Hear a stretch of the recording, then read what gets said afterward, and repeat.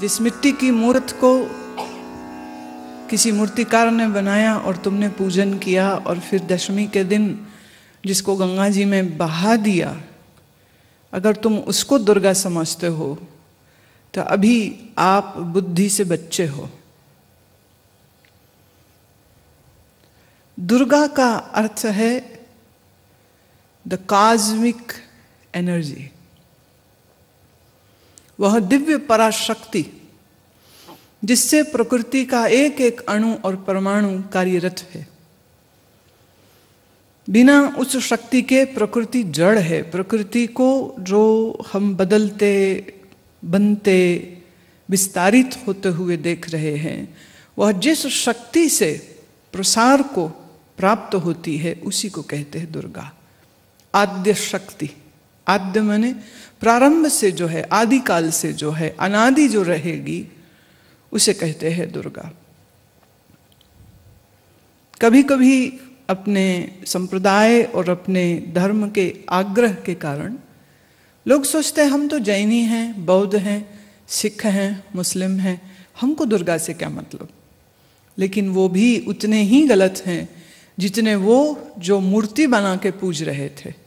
कारण न मूर्ति पूजक समझ पाया दुर्गा कौन है, न मूर्ति पूजा का विरोध करने वाला समझ पाया कि दुर्गा कौन है। दुर्गा अर्थात वह शक्ति जिससे तुम्हारा शरीर बनता है, चलता है, मिटता है, टूटता है। वह शक्ति जिससे बीज वृक्ष बनते हैं, पत्ते आते हैं, फूल लगते हैं, फल लगते हैं। वह शक्ति जिससे बीजों में से अनाज पैदा होता है।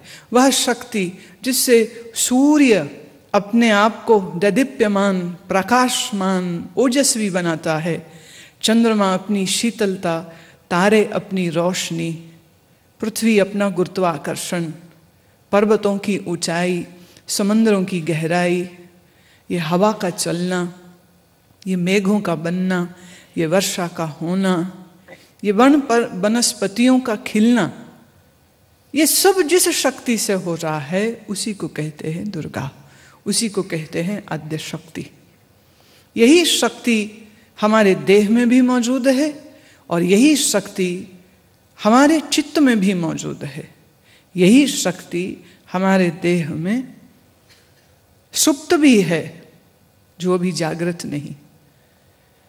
और उसी सुप्त शक्ति को जागृत करने के लिए देवी का उपासना, ध्यान और पूजन कहा गया। जब देवी भीतर है तो देवी का पूजन भी तो भीतर ही होगा। देवी जब हम कहते हैं तो ये साइनोनिम हो गया, प्रायवाची हो गया शक्ति का। अब शक्ति एक स्त्रैण शब्द है, शक्ता नहीं है, शक्ति हम कहते। तो शक्ति स्त्रैण संज्ञा है।